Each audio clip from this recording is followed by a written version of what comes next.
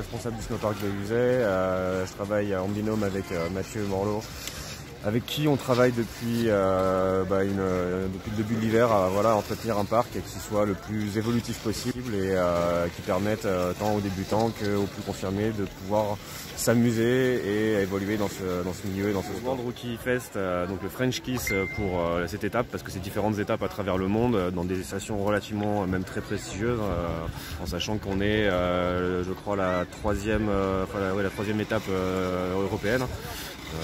Donc il y a quand même des grands noms, c'est des stations comme Mammoth Mountain, comme Livigno, qui sont des grandes stations, et nous on a la chance cette année de pouvoir accueillir ça et d'avoir encore une fois, grâce à toute cette équipe, réussi à faire une structure et à recevoir ça dans les meilleures conditions possibles. Et encore une fois, merci aussi à Dame Nature cette année d'avoir pu nous permettre de le faire. On a des bonnes conditions qui s'y prêtent. Alors là, clairement, c'est ce qu'on appelle le format de course, c'est ce qu'on appelle un slopestyle. Donc c'est-à-dire qu'on va avoir différents modules, donc des sauts et sur lesquels ils vont pouvoir évoluer, et des box et des rails. Donc là, c'est comme je disais, des structures métalliques, etc., sur lesquelles on vient glisser.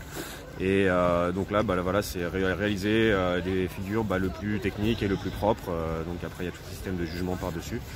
Et ce qui est intéressant sur cette compétition-là, c'est que c'est donc une compétition jeune, c'est la Coupe du Monde jeune, qui a été d'ailleurs qui marque aussi pour la FIS. Donc ça fait Coupe d'Europe et World Tour au niveau des rookies. Et ce qui est intéressant, c'est que pour les jeunes, il y a aussi toute une série d'activités autour de ça pour leur apprendre à différentes choses, comme là en l'occurrence, il y a des ateliers de breakdance, des ateliers de musique, etc. qui font toute une activité assez intéressante ici sur cet événement. Voilà, déjà il y a évidemment tout un travail de préparation du site pour que ce soit le plus rideable, donc le plus praticable possible, qu'ils puissent se donner le meilleur d'eux-mêmes sans prendre de risques. Et à côté de ça, il y a aussi tout le travail justement des pisteurs et du travail des secouristes qui sont sur place, qui ont mis en place toute la signalétique, la sécurité.